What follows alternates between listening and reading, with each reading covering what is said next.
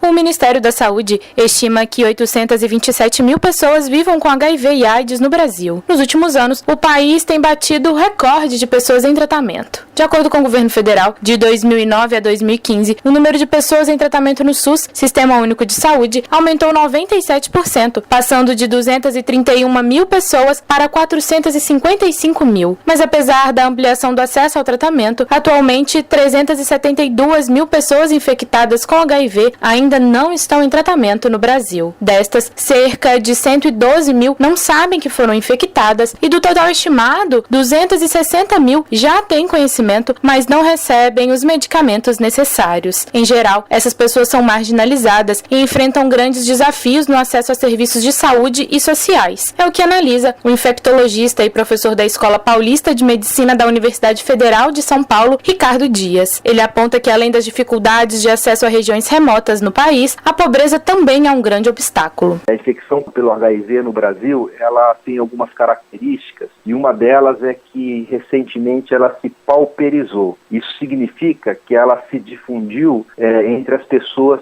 que têm mais baixa renda. E essas pessoas que têm mais baixa renda, normalmente elas têm dificuldade para praticamente tudo, para adquirir alimentação, para transporte, para comparecer em serviços médicos e, obviamente, até para receber a medicação, que ainda a gente tem uma disparidade social que pode, em alguns casos, impedir que as pessoas façam o tratamento da forma mais adequada. O tratamento contra o HIV tem contribuído para manter mais pessoas soropositivas vivas e com melhor qualidade de vida. Só para se ter uma ideia, uma pessoa vivendo com vírus que esteja em uma terapia antirretroviral efetiva tem probabilidade até 97% menor de transmitir o vírus. Nos últimos 6 anos, o país praticamente dobrou o número de brasileiros que fazem uso de antirretrovirais. Mas na avaliação do criador do projeto Boa Sorte, que oferece orientações sobre HIV e AIDS em diferentes redes sociais, Gabriel Estrela, o despreparo de muitos profissionais de saúde tem contribuído para que muitos pacientes não tenham acesso aos medicamentos. Existem vários desafios, questões estruturais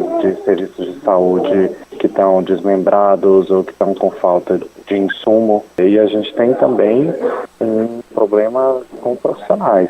A gente tem muitos profissionais incríveis na área do HIV, mas a gente também ainda tem muitos profissionais que não sabem lidar com, por exemplo, o público LGBT, que é muito vulnerável, e aí não faz um atendimento de qualidade a essa população. A população negra, principalmente quando a gente fala de transição vertical, por exemplo, né?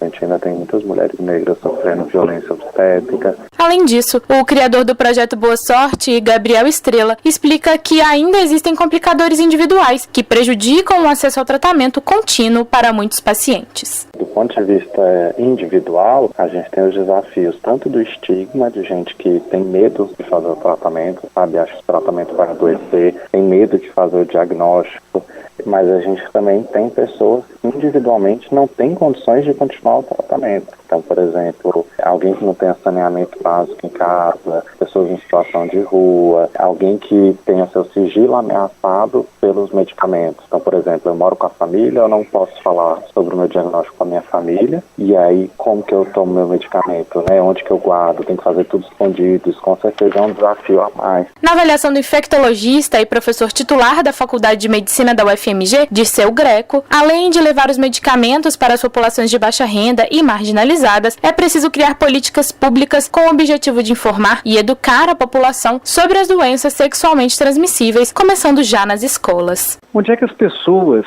primeiro discutem sobre sexualidade, como é que elas lidam com sua sexualidade, como é que a população geral lida com a sexualidade dos outros. Nós temos de conversar sobre isso muito mais intensamente. Mas hoje essa discussão desapareceu da escola porque tem uma pressão conservadora horrorosa, espúria, dizendo que se conversar sobre isso na escola você está incentivando o sexo, você está estimulando a homossexualidade. Esse é um local onde nós só vamos conseguir desfazer mesmo vamos chamar de uma profilaxia do modo correto para o futuro, quando nós conseguimos chegar nessa população, né? Procurado pela Rádio FMG Educativa, o Ministério da Saúde informou que vai divulgar dados mais atualizados sobre o HIV no Brasil hoje à tarde em uma entrevista coletiva, incluindo informações sobre o acesso ao tratamento. Com produção de Vanessa Bugri, Larissa Arantes para o FMG Educativa.